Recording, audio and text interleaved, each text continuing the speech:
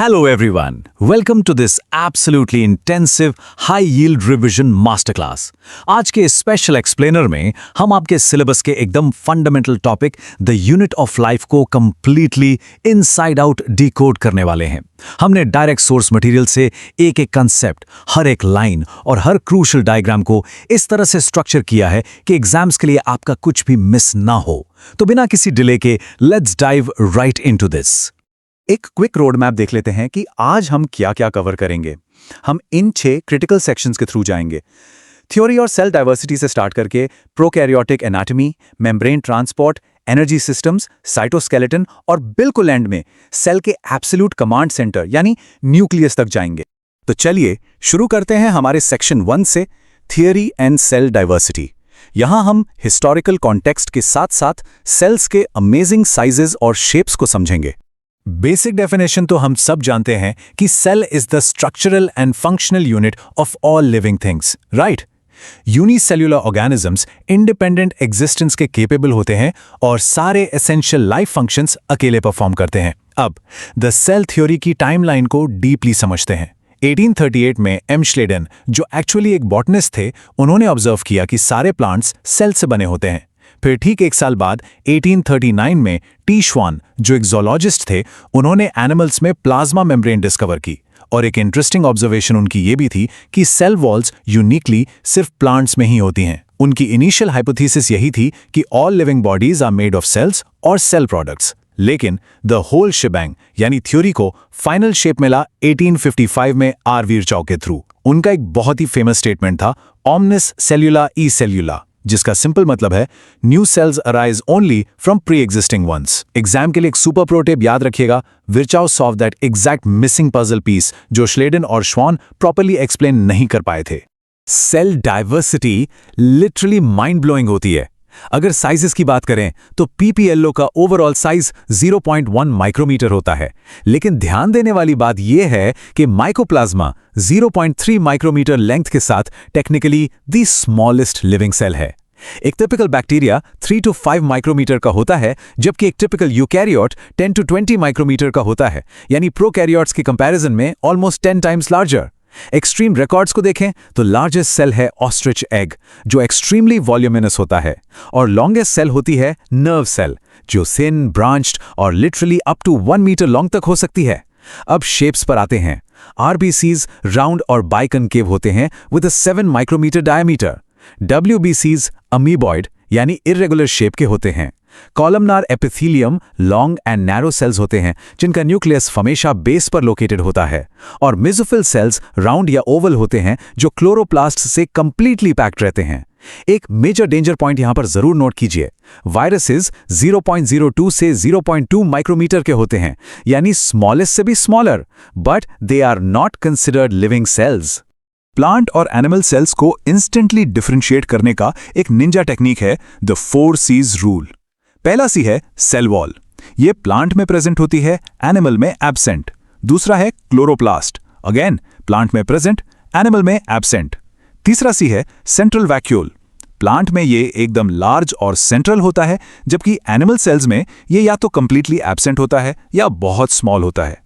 और चौथा सी है सेंट्रियोल्स या सेंट्रोसोम. ये स्ट्रिक्टली प्लांट में एब्सेंट होता है और एनिमल में प्रेजेंट. प्रैक्टिकल एग्जाम्स के लिए एक quick memory hack. Lab appeal experiments में प्लांट्स के लिए हम कॉमनली अनियन पील यूज करते हैं और एनिमल्स के लिए ह्यूमन चीक सेल्स. अब जंप करते हैं सेक्शन 2 पर, प्रोकैरियोटिक सेल एनाटॉमी. ये सेल्स स्ट्रक्चर्स में प्रिमिटिव जरूर लगते हैं, पर हाईली एफिशिएंट होते हैं. प्रोकैरियोटिक एनाटॉमी का सबसे गोल्डन रूल क्या है? इनमें नो मेम्ब्रेन बाउंड ऑर्गेनेल्स. इनका सेल एनवलप प्रॉपर्ली 3 लेयर्स का बना होता है. सबसे बाहर वाली आउटरमोस्ट कोट होती है ग्लाइकोकैलिक्स. अब अगर ये लूज है तो इसको स्लाइम लेयर कहते हैं, और अगर टफ एंड थिक है तो उसको कैप्सूल बोलेंगे. इसके बाद आती है मिडिल रिजिड लेयर यानी सेल वॉल, जो सेल को बर्स्टिंग या कोलैप्सिंग से प्रिवेंट करती है. और सबसे अंदर की सेमी परमेबल बाउंड्री है सेल मेम्ब्रेन. सेंटर की तरफ अगर हम फोकस करें तो आता है न्यूक्लियोइड या जीनोफोर. ये बिल्कुल naked, tangled, double standard circular DNA होता है, अलॉन्ग विद सम बेसिक पॉलीमाइंस. सबसे इंपॉर्टेंट फैक्ट, यहां हिस्टोन प्रोटीन्स बिल्कुल नहीं होते. इनका protein manufacturing unit 70S ribosome होता है, जो साइटोप्लाज्म में फ्रीली स्कैटर्ड रहता है. एक और डिटेल जो मिस नहीं करनी है वो है ग्राम स्टेनिंग. इस बेस पर ग्राम पॉजिटिव बैक्टीरिया स्टेन को कंप्लीटली टेक और रिटेन करते हैं, जबकि Gram negative bacteria stain lose कर देते हैं क्योंकि उनकी सेल वॉल कंपैरेटिवली थिनर होती है। आपको पता है बैक्टीरिया के पास कुछ एक्चुअल सुपर पावर्स होती हैं। पहली सुपर पावर है मीजोजोम्स। इसको आप सेल का मल्टी टूल समझ सकते हैं। ये बेसिकली सेल मेम्ब्रेन की ही इनफोल्डिंग्स होती हैं जो वेसिकल्स, ट्यूब्यूल्स और लैमेले के फॉर्म में बनती हैं। इनके रोल्स बहुत सारे हैं, जैसे रेस्पिरेशन, जो प्रोकैरियोट्स में माइटोकॉन्ड्रिया का इक्विवेलेंट फंक्शन है। इसके अलावा cell wall formation, DNA replication and distribution और सिक्रीशन का काम भी यही करते हैं। दूसरी बड़ी सुपर पावर है प्लाज्मिड्स, यानी दी एक्स्ट्रा डीएनए। ये essentially small extra chromosomal circular DNA होते हैं। इनकी खासियत क्या है? इंडिपेंडेंट रेप्लिकेशन, और यही चीज बैक्टीरिया को एंटीबायोटिक रेजिस्टेंस प्रोवाइड करती है। तीसरे लेवल पर आते हैं सरफेस अपेंडेजेस, जिसे हम द टूल्स कह सकते हैं। मोटिलिटी के लिए फ्लैजेला होता है, जिसका स्ट्रक्चर बेसल बॉडी, हुक और फिलामेंट से मिलकर बनता है और ये सेल वॉल से एक्सटेंड करता है। फिम्ब्रियाए छोटे ब्रिसल लाइक फाइबर्स होते हैं जो बेसिकली रॉक्स या होस्ट टिश्यूज पर सॉलिड ग्रिप और अटैचमेंट के काम आते हैं। पिली ट्यूबुलर स्ट्रक्चर्स होते हैं जो पाइलिन प्रोटीन से बनते हैं और ये डायरेक्टली डीएनए ट्रांसफर या कॉन्जुगेशन प्रोसेस में यूज होते हैं। साथ ही इनमें गैस वैक्यूल्स भी पाए जाते हैं। इनकी कोई डिफाइनिंग मेम्ब्रेन नहीं होती और ये ब्लू ग्रीन एल्गी के अंदर बॉयंसी क्रिएट करने के लिए गैस स्टोर करते हैं। एक क्रूशियल एक्सेप्शन जो कॉमनली पूछा जाता है, माइकोप्लाज्मा लैक्स अ सेल वॉल कंप्लीटली। इसी वजह से इसको the joker of the plant kingdom भी कहा जाता है, क्योंकि ये प्लियोमॉर्फिक होता है, यानी अपनी शेप बदल सकता है। Moving right along to section 3, boundaries and membrane transport. चलिए उन स्ट्रक्चर्स की बात करते हैं जो सेल को प्रोटेक्ट करते हैं और ट्रैफिक कंट्रोल करते हैं। चलिए अब सेल मेम्ब्रेन के widely accepted fluid mosaic model को ब्रेक डाउन करते हैं। इसे सिंगर और निकलसन ने 1972 में प्रपोज किया था। अगर हम ह्यूमन आरबीसीज को एक बेसलाइन मानकर चलें तो इसका कॉम्पोजिशन लगभग 52% प्रोटीन, 40% लिपिड और 8% कार्बोहाइड्रेट्स या कोलेस्ट्रॉल होता है। अब इस नाम में फ्लूइड का मतलब क्या है? ये बेसिकली लिपिड बाइलेयर को रेफर करता है। इस लेयर में जो पोलर हेड होता है वो हाइड्रोफिलिक यानी वाटर लविंग होता है और ये आउटसाइड या इनसाइड फ्लूइड्स को डायरेक्टली फेस करता है। दूसरी तरफ नॉन पोलर टेल हाइड्रोफोबिक यानी वाटर फियरिंग होती है और ये बाइलेयर के कंप्लीटली मिडिल में सेफली हिडन रहती है। और मोज़ेक वर्ड का कनेक्शन है प्रोटीन्स और एक्स्ट्रास के साथ।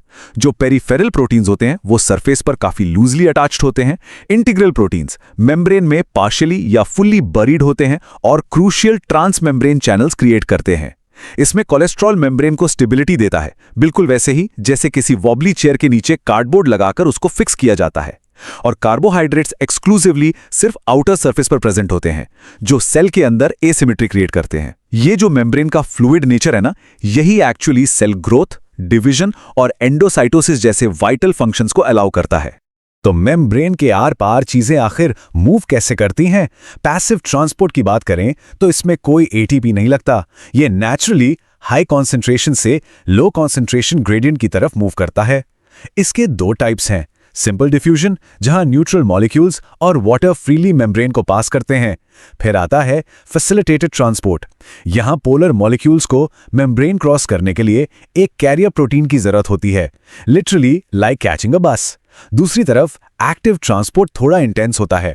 इसमें एटीपी या स्पेशलाइज्ड पंप्स की रिक्वायरमेंट होती है, क्योंकि यहां मटेरियल लो से हाई कॉन्सेंट्रेशन की तरफ मूव करता है, यानी अग्रेसिवली नेचर के ग्रेडियंट के अगेंस्ट। ट्रांसपोर्ट के बाद let's talk about the rigid cell wall.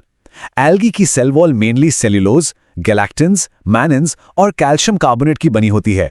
Plant cell wall के फ्रेमवर्क में सबसे पहले आती है प्राइमरी वॉल, जो फ्लेक्सिबल होती है, यंग सेल्स के साथ ग्रो करती है और मैच्योरिटी पर धीरे धीरे डिमिनिश हो जाती है। उसके ठीक अंदर होती है सेकेंडरी वॉल, जो एक्सट्रीमली रिजिड, थिक और परमानेंट नेचर की होती है। फिर आता है मिडल लेमेला। ये समझ लीजिए दो एडजेसेंट सेल्स के बीच का स्ट्रॉन्ग ग्लू है, जो कैल्शियम पेक्टेट से बनता है। और फाइनली प्लाज्मोडेस्मेटा। ये बेसिकली साइटोप्लाज्मिक ब्रिजेस होते हैं जो नेबरिंग सेल्स की वॉल्स को पियर्स करके उन्हें आपस में कनेक्ट रखते हैं। Now let's explore section 4, endomembrane system and energy. ये दोनों सेल के इंटरनल फैक्ट्रीज और पावर हाउसेस की तरह फंक्शन करते हैं। Endomembrane system essentially 4 highly coordinated organelles का एक मास्टर कॉन्सेप्ट है।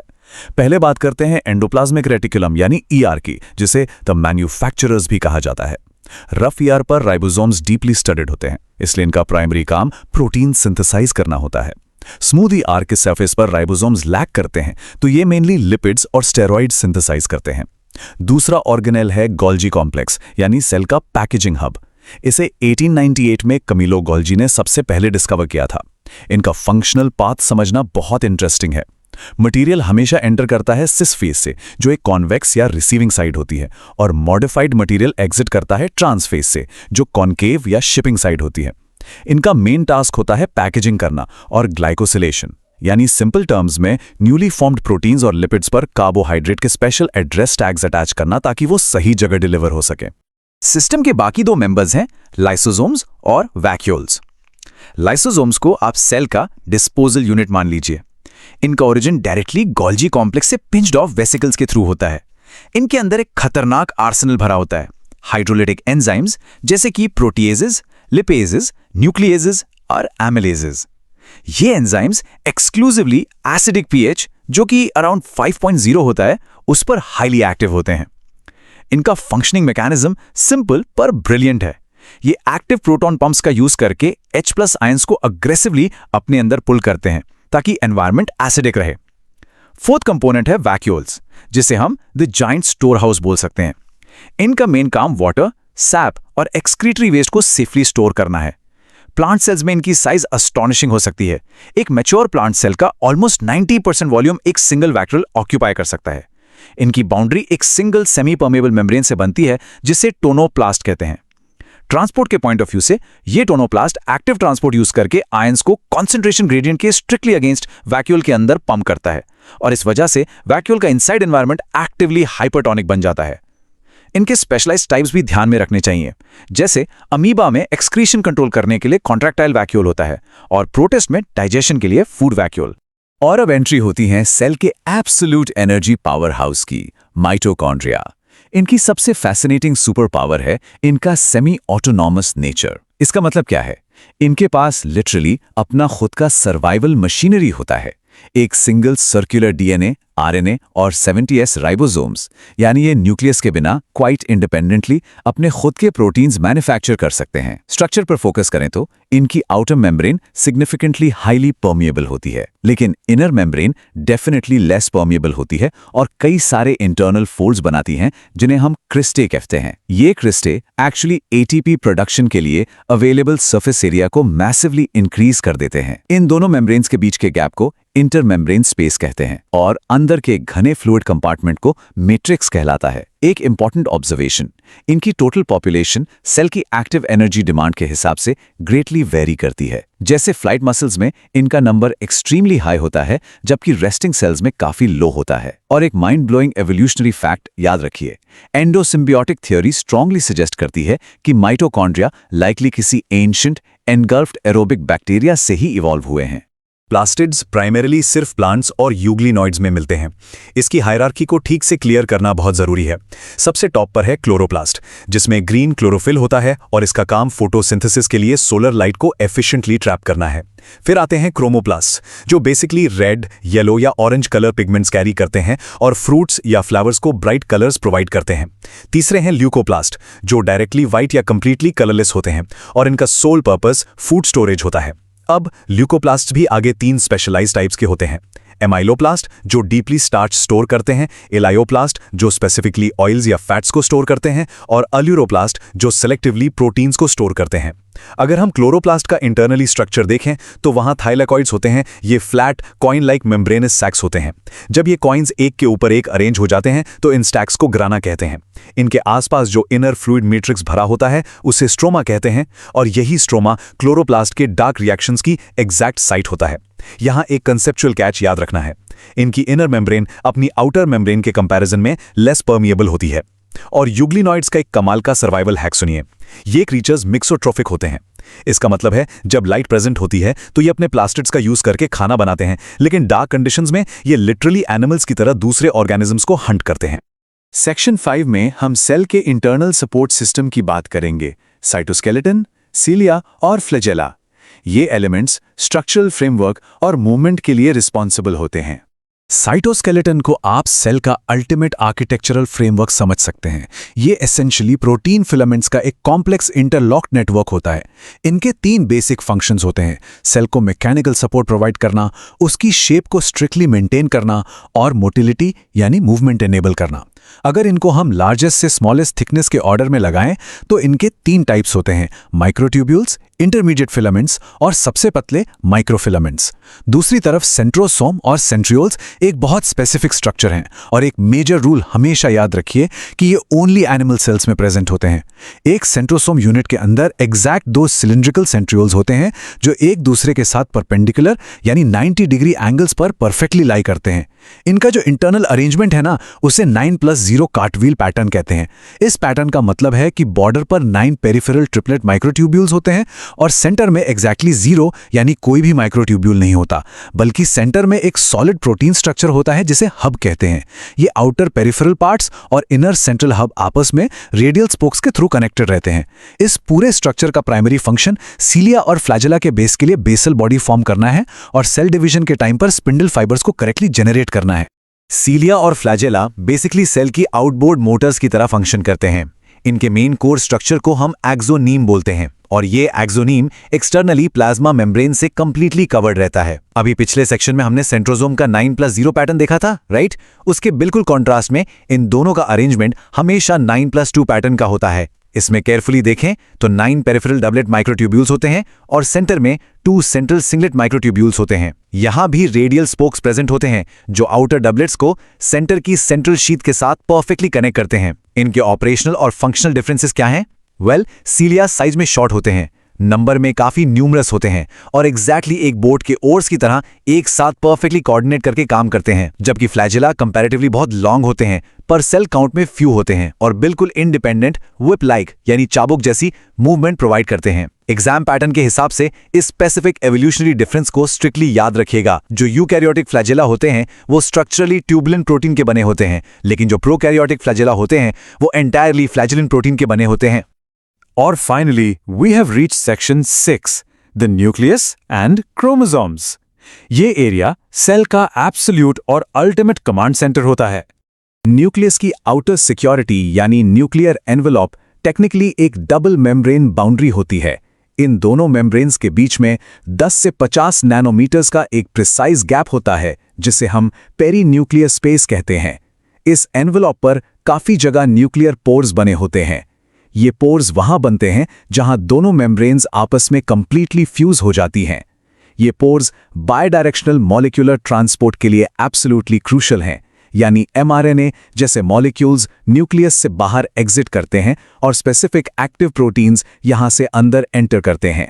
न्यूक्लियस के इनर मैट्रिक्स स्पेस को हम न्यूक्लियोप्लाज्म बोलते हैं और इसमें नॉर्मली क्रोमेटिन और न्यूक्लियोलस सस्पेंड रहते हैं। द न्यूक्लियोलस, जिसे scientifically the factory with in the brain भी रेफर किया जाता है, एक डेंस स्फेरिकल बॉडी होता है। और न्यूक्लियोलस के बारे में सबसे बड़ा स्ट्रक्चरल कैच ये है कि ये बिल्कुल भी मेम्ब्रेन बाउंड नहीं होता। इसका मेन फिजियोलॉजिकल फंक्शन है कि ये आरएनए फैक्ट्री की तरह बिहेव करता है, यानी राइबोसोमल आरएनए को अग्रेसिवली सिंथेसाइज करता है। इसका बायोलॉजिकल लॉजिक काफी सिंपल और लॉजिकल है। जो सेल्स अपनी नॉर्मल स्टेट में हैवी प्रोटीन सिंथेसिस में एक्टिवली एंगेज्ड होते हैं, उन सेल्स के न्यूक्लियस में कंपैरेटिवली लार्जर और मोर न्यूमरस न्यूक्लियोली नेचुरली पाए जाते हैं। एक फाइनल बहुत ही इंपॉर्टेंट एनाटॉमिकल डिटेल जो काफी एग्जाम्स में टेस्ट होती है, outer nuclear membrane physically space में डिसकंटिन्यूअस नहीं होती, रादर ये रफ ईआर के साथ फिजिकली कंटिन्यूअस रहती है। चलिए अब क्रोमोसोम्स और उनकी प्रॉपर पैकेजिंग हायरार्की को स्टेप बाय स्टेप समझते हैं। जब लीनियर डीएनए मॉलिक्यूलर लेवल पर basic histone proteins, non histone proteins और आरएनए के साथ कॉम्प्लेक्स एसोसिएशन बनाता है तो वो कलेक्टिवली क्रोमैटिन फॉर्म करता है। क्रोमैटिन एक्चुअली जेनेटिक मटेरियल की एक रिलैक्स्ड स्टेट है और ये सिर्फ और सिर्फ सेल डिवीजन के क्रिटिकल टाइम पर हाईली कंडेंस होकर डिस्टिंक्ट क्रोमोसोम बनता है। एक टिपिकल कंडेंस क्रोमोसोम की एनाटॉमी में यूजुअली 2 सिस्टर क्रोमैटिड्स होते हैं जो एसेंशियली एग्जैक्टली आइडेंटिकल डीएनए हाव्स होते हैं। सेंट्रोमियर एक प्राइमरी कंस्ट्रक्शन पॉइंट है जो इन दोनों क्रोमैटिड्स को फिजिकली एक साथ टाइटली होल्ड करके रखता है। इस सेंट्रोमियर के सरफेस पर काइनेटोकोर नाम के specialised disc shaped protein structures distinctly present होते हैं। इसके अलावा एक पार्ट होता है सैटेलाइट। ये बेसिकली एक नॉन स्टेनिंग क्रोमोसोम रीजन है जो पर्टिकुलर सेकेंडरी कंस्ट्रक्शन के आगे पाया जाता है। अब सेंट्रोमियर की एग्जैक्ट फिजिकल पोजीशन के बेस पर क्रोमोसोम्स के 4 डिस्टिंक्ट मॉर्फोटाइप्स डिफाइन किए गए हैं। 1 मेटासेंट्रिक जिसमें दोनों आर्म्स स्ट्रक्चरली परफेक्टली इक्वल होती हैं, 2 सबमेटासेंट्रिक जहां एक आर्म थोड़ी छोटी होती है, 3 एक्रोसेंट्रिक जहां सेंट्रोमियर एकदम एज के पास होता है, और 4 टेलोसेंट्रिक जहां सेंट्रोमियर टर्मिनल एंड पर शिफ्ट हो जाता है। अब इस स्पेसिफिक पॉइंट को एक्सप्लिसिटली अपने नोट्स में हाईलाइट कर लीजिए। सेल डिवीजन के दौरान जो स्पिंडल फाइबर्स आते हैं वो क्रोमोसोम पर स्पेसिफिकली काइनेटोकोर को अटैच करके पुल करते हैं, ना कि सेंट्रोमियर को डायरेक्टली। और एक final pro tip, microscopic study में क्रोमोसोम्स अपनी मोस्ट कंडेंस्ड और मोस्ट विजिबल स्टेट में हमेशा मेटाफेज स्टेज में ही ऑब्जर्व होते हैं। सो एवरीवन, इसके साथ हमने एसेंशियली इस यूनिट के हर एक इंपॉर्टेंट टर्म, हर एक स्पेसिफिक लेबल, हर एक रेयर एक्सेप्शन और माइक्रोस्कोपिक कॉन्सेप्ट को डायरेक्टली आपके सिलेबस मटेरियल से कंप्लीटली डिकोड कर लिया है। अगर आप सब ने इस डिटेल क्रोनोलॉजिकल मेंटल मैप को अपने दिमाग में प्रॉपर्ली सेट कर लिया है तो एब्सोल्युटली ऐसी कोई वजह नहीं है कि आप अपने क्वेश्चंस को आसानी से ना क्रैक कर सकें। अब टाइम है इन्हीं एग्जैक्ट कॉन्सेप्ट्स को डायरेक्टली अप्लाई करने का। तो जाइए और अपने आने वाले एग्जाम मॉक टेस्ट को थरोली क्रश कर दीजिए। Keep learning with the same energy and stay incredibly focused.